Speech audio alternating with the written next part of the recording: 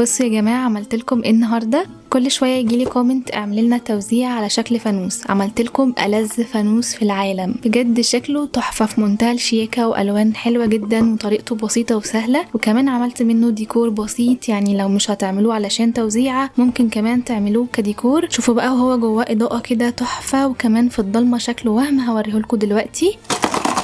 انا عاوزاكم بس تتفرجوا على جماله، وكلها خامات بسيطه قوي، شويه ورق عندكم وهتعملوا القمر ده. تابعوا معايا الفيديو للاخر عشان تعرفوا انا عملت القمر والسكر ده كله ازاي. هنحتاج ورقه مقاسها 29 في 22. هعمل علامه عند 7 و14 و21 و28، وهعمل نفس العلامات في الجزء اللي تحت.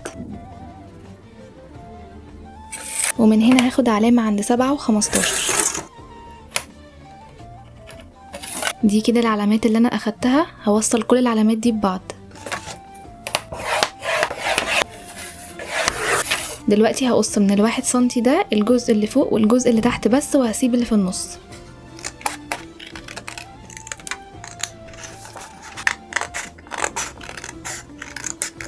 يعني الورقة تطلع معاكم بالشكل ده كده. بعد كده هاخد علامة في كل المربعات دي عند 3.5 سنتي، يعني هنا 3.5 و3.5 و3.5.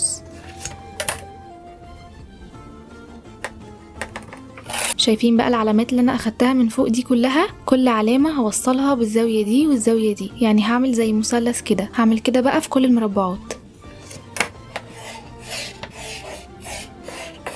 دلوقتي هعمل فتحة بالمقص عند كل الخطوط اللي في الجزء اللي من تحت ده، وكمان عند كل الخطوط دي اللي في الجزء اللي من فوق، الخطوط المستقيمة دي بس.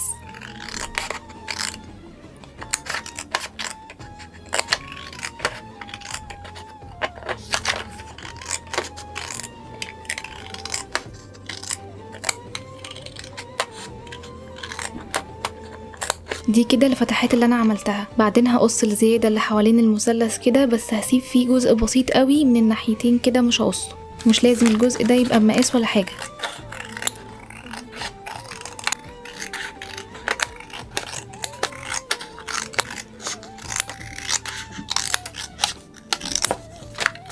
ناقص حاجة بسيطة قوي، ان انا هقص الزوايا دي كده واخليها مايلة شوية علشان ما تضايقنيش في التقفيل.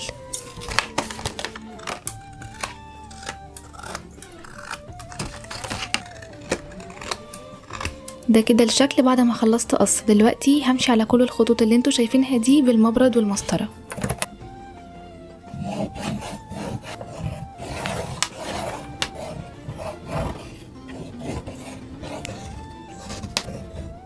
هاتني بقى من عند كل الخطوط اللي انا اخدت عندها علامات دي،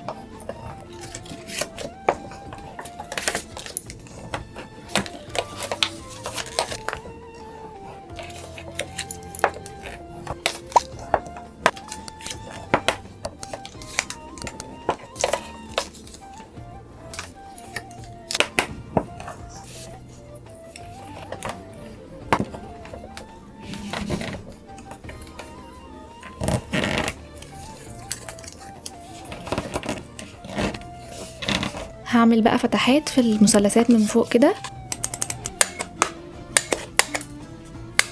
وكده الباترون بتاعي بقى جاهز. ممكن في المرحلة دي ما تقفلوهوش وتاخدوه وترسموه على اي ورقة تانية بكل التفاصيل دي، بدل ما تعيدوا الرسم من الاول وجديد. هنحط على ال1 سنتي ده دبل فيس او غيرها علشان نقفل الفانوس.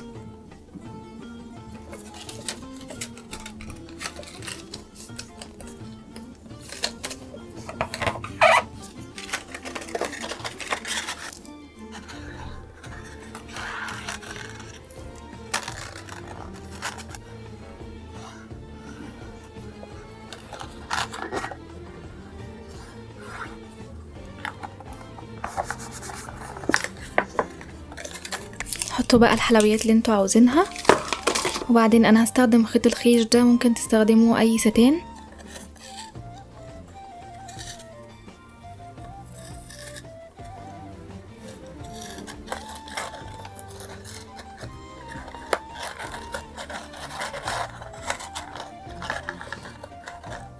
فضلت اشد في الخيط كده لحد ما قفلته. دلوقتي هربطه.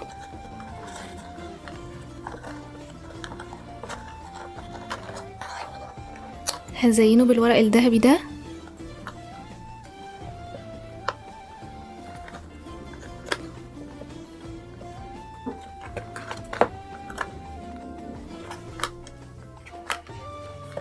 هستخدم الخرومة دي.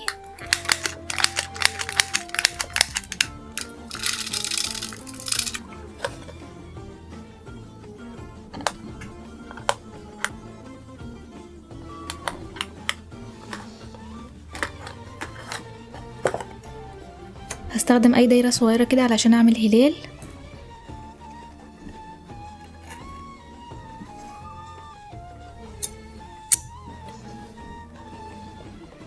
شوفوا بقى يا جماعة القمر والشياكة والحلاوة، بصوا الالوان عاملة ازاي، فانوس قمر وتحفة ومش مجرد توزيع وخلاص، كمان ممكن يتحط ديكور كده شكله قمر قوي. عملت منه كمان بالورق الملون، يعني مش شرط خالص تستخدموا الورق الذهبي ده، وكمان هوريكم فكرة تالتة دلوقتي. ده برضو شكله حلو قوي والوانه مبهجة جدا، وبنفس الطريقة هنعمل ديكور.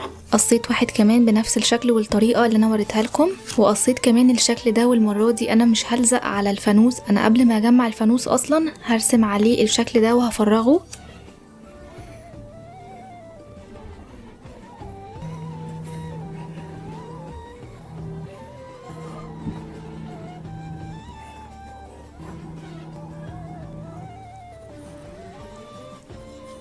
انا حددت الرسمة بتاعتي كده على الفانوس كله، ودلوقتي هفرغها.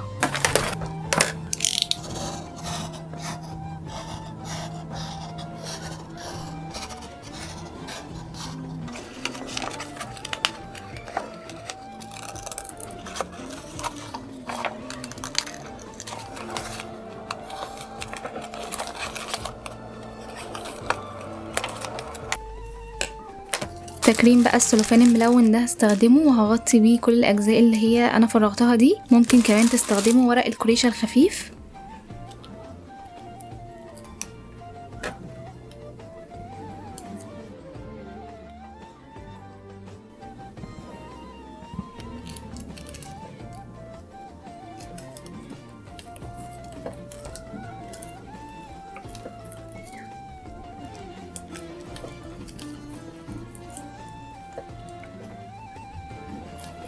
خلصت كده تغليف، ممكن بقى نقفله دلوقتي.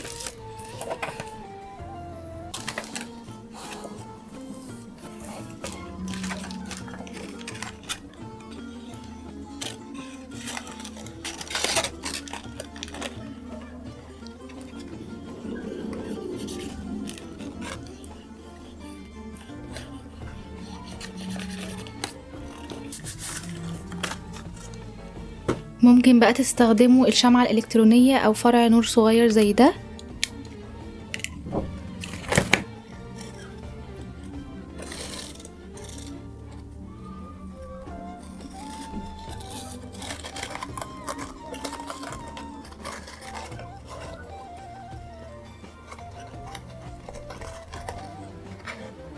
بصوا بقى القمر والجمال، ممكن كمان تحطوا جواه حلويات زي ده بالظبط.